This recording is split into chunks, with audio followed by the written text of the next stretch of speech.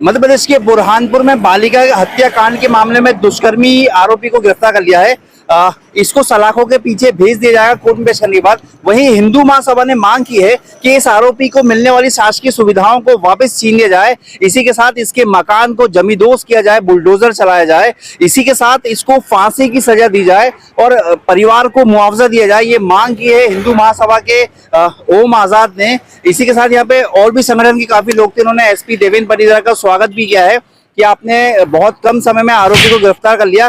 बहरहाल इस जघन्य हत्याकांड दुष्कर्म के बाद शहर में कहीं ना कहीं अविश्वास की भाव पैदा हुआ है। एसपी देवेंद्र परिदा ने भी ये अपील की है कि परिवार अपने अपने बच्चों का ध्यान रखे, बच्चों की हर हरकत पर ध्यान रखे और कोई भी उसकी एक्टिविटी होती है तो उस पर नजर रखें, क्योंकि ये कहीं ना कहीं लापरवाही का मामला भी था कि बच्ची किसी के साथ कैसे चली गई। अगर उस पर कंट्रोलिंग होती, उस पर अगर वॉच नजर रखी जाती तो ये हादसा नहीं होता। बहरहाल आरोपी को देखिए आप किस तरीके से ये वैश्य दरिंदा है जो आपके टीवी स्क्रीन दिखाई दे रहा है। ये भोला भाला दिख रहा है लेकिन है नहीं, ये नक्शा रूप में है। इसने हटने के बाद सुंदरकांड भी था, इसके पर में सुंदरकांड था, ये वहां पे भी गया था। इस घटना ने शहरवासियों को स्तब्ध किया है, कहीं ना कहीं सोचा अपने बच्चों के प्रति रखने की आवश्यकता है। हमारी खबरों को लाइक करें, शेयर करें, सब्सक्राइब करें, आपको लेटेस्ट मिले खबर फेसबुक इंस्टाग्राम फॉलो करें। सुभाष गुजर के साथ संजय दुबे, बुरहानपुर। पर अगर बच्चे कोई कंटेंट अगर उनकी एज नहीं है, समझ नहीं पा रहे हैं तो उसको भी ध्यान दें। बाकी इसका ये एक ऐसा हथियार है कि इसका अगर डिसिप्लिन के साथ में यूज करेंगे तो ठीक है, नहीं तो कहीं ना कहीं वो चीजें दिक्कत देती है। तो पेरेंट्स के लिए यही है कि बच्चों की छोटी से छोटी गतिविधियों पे भी निगाह रखें और इस तरह की कोई भी चीजें अगर आती है तो पुलिस को संज्ञान में ले जाए, जिससे कि पुलिस अपनी कार्रवाई भी करे। धारा 363 के बाद में इसमें मर्डर, रेप और पॉक्सो एक्ट की धाराओं में किया गया, जिसमें कि फांसी तक का प्रावधान है। सोशल मीडिया उसमें सामान्य तो वो घटना स्थल के आसपास की परिस्थितियों को देखते हुए हम लोगों के द्वारा वहां पर जो नजदीक के संदिग्ध लोग थे जो उस घटना स्थल के आसपास थे, क्योंकि उसकी परिस्थितियां ऐसी थी मौके के ऊपर कि उस तक हर व्यक्ति की एक्सेस नहीं थी। अगर किसी व्यक्ति की बॉडी वहां पर मिली है तो वहां पर आम व्यक्ति उस जगह पर पहुंच जाए, ऐसी परिस्थितियां वहां पर नहीं थी।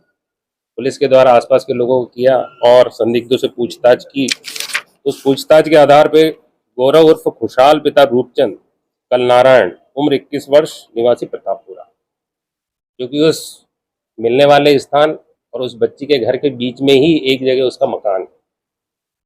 उससे पुलिस के द्वारा पूछताछ की। बारीकी से पूछताछ करने पे उस दिनांक के उसके घटनाक्रम को समझा, उसकी चीज़ों को बताया, सारी चीज़ों पे उसने अपना जुर्म कबूल किया है।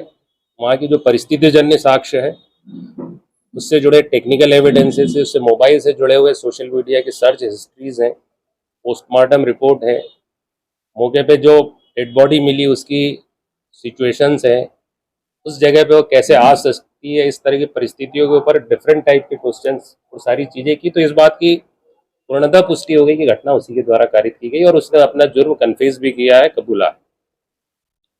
पूछताछ पे ये सारी सब चीज़ें आई है कि उसके द्वारा उस दिनांक को दोपहर के वक्त में जब बच्ची वहाँ अपने घर से खाना खाने के बीच में जब निकल के आई थी तो वहाँ पर कोई नहीं था। इसने उसको लालच दे के ऊपर बुलाया था, अपनी पहली मंजिल पे लेके गया था, उसके साथ दुष्कृत्य करने का किया और उस वक्त वो चिल्लाने लगी, तब उसका पास में ही जो नारियल की रस्सी है उससे गला घुटा और उसके साथ में दुष्कृत्य भी किया है। क्योंकि चिल्लाई और उसके बाद ये घबराया भी है, इसने उसकी बॉडी को वहाँ से उठा के पास में ही छत से जाके त्वरित रूप से डिस्पोज किया। कहीं ना कहीं ये उसकी पूछताछ में आया कि घटनाक्रम अगले अंदर जाने से लगा के डिस्पोज ऑफ में आधे से 1 घंटे के अंतर्गत तत्कालिक घटनाक्रम रहा है। बाद में भी इसने वहाँ पे उसको ढकने के हिसाब से नेट वगैरह भी उसके ऊपर डाली है। ये सारी चीज़ें रही है। ये उस दिनांक को घटना करने के बाद में दोपहर में उसने खाना खाया है, अन्य जगह पर जिम भी गया है शाम के वक्त में, रात में सत्संग कीर्तन में भी रहा है। तो लगातार गतिविधियों में ये उसमें लगातार रहा है। तो इन सब चीज़ों के आधार पर ये क्लियर है कि ये इसके द्वारा ये एक बहुत ही जघन्य किस्म का घटनाक्रम किया है। इसके सोशल मीडिया हिस्ट्री से भी ये चीज़ें लगी, उसमें भी कई ऐसे अश्लील तरह की वेबसाइट्स या उनका देखना भी मिला है और कुछ ऐसे सर्च हिस्ट्री है जिसमें किसी बॉडी को डिस्पोज ऑफ करने के लिए इस तरह की सारी चीज़ें की जाती है। इस तरह के कंटेंट्स भी पुराने इसमें हमको मिले हैं। क्योंकि बहुत ही गंभीर किस्म का घटनाक्रम है। इसमें अल्टीमेट गोल ये है कि इसको सजा फांसी की हम दिलवा पाएँ, ऐसे हमारे लगातार एविडेंसेस को कलेक्ट करने के प्रयास हैं। तो निश्चित रूप से FSL के माध्यम से उनको हम सारी चीज़ों को सर्च करवा रहे हैं। बच्ची से लेकर DNA से जुड़ी हुई सारी चीज़ें पे हम ध्यान दे रहे हैं।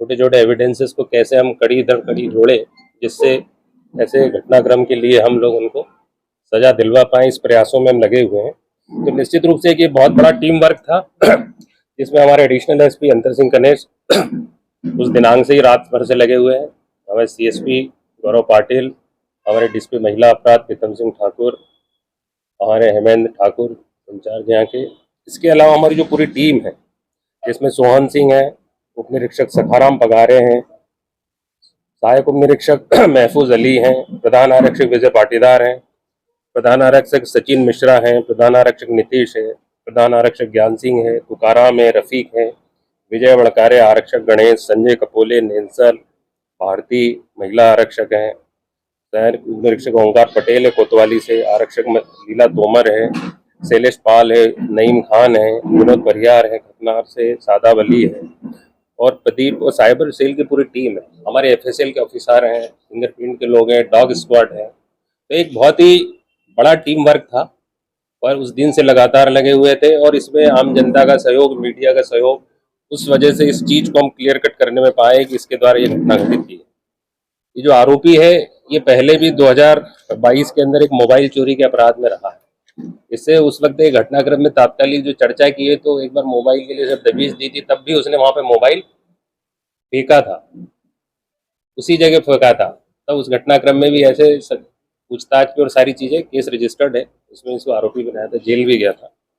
तो ये कुल मिला के घटनाक्रम है जो 21 वर्षीय गौरव और खुशहाल पिता रूपचंद कलनारायण प्रतापपुरा का रहने वाला है, एक मासूम बच्ची के साथ में दुष्कृत्य और हत्या का अपराध कारित किया है और उस लाश को छुपाने के लिए उसने उसको डाला है। तो ये सारा जो एक महत्वपूर्ण घटनाक्रम है, निश्चित रूप से इसमें हमारी टीम लगातार आगे की कार्रवाई के लिए प्रयास कर रही है। परिवार का परिचित था, ये करता क्या लड़का?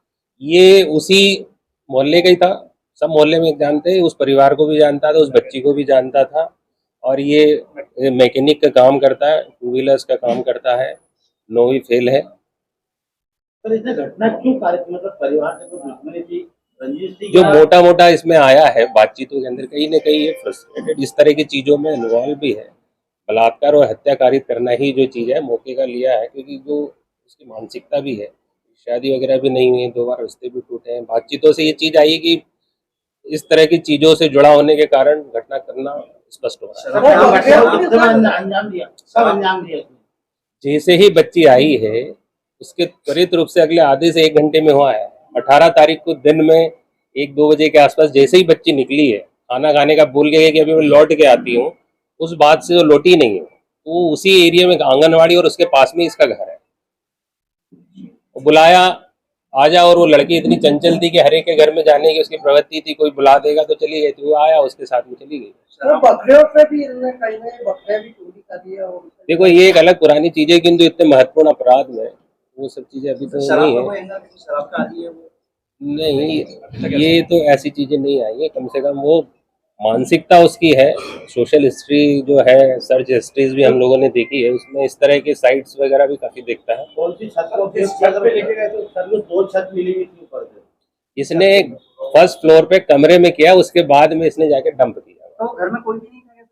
उस दिन उसके घर में उसके पिताजी जो है ना, सेवा सदन में प्यून है, वहां पर थे और इसका जो छोटा भाई है वो उनको रोटी का टिफिन देने गया हुआ था।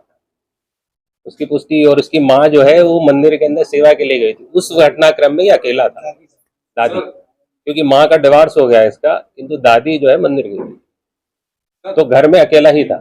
जिस तरीके से दूसरे अन्य जिलों में तो देखते हैं, कानपुर में ऐसी कोई गतिविधि चलेगी? क्योंकि ये एक पहला पक्ष था, आरोपी को लीगल फ्रेमवर्क में उसको अरेस्ट करके अपन जुडिशियल सिस्टम में कार्रवाई करें। बाकी दूसरा पक्ष उसमें नगर निगम और अन्य लोगों से चर्चा करें। सहयोगी तो नहीं है इसका? सहयोगी तो नहीं है? नहीं, ये घटना के अंदर कंप्लीट एक व्यक्ति के द्वारा किया है, इसने ही किया है।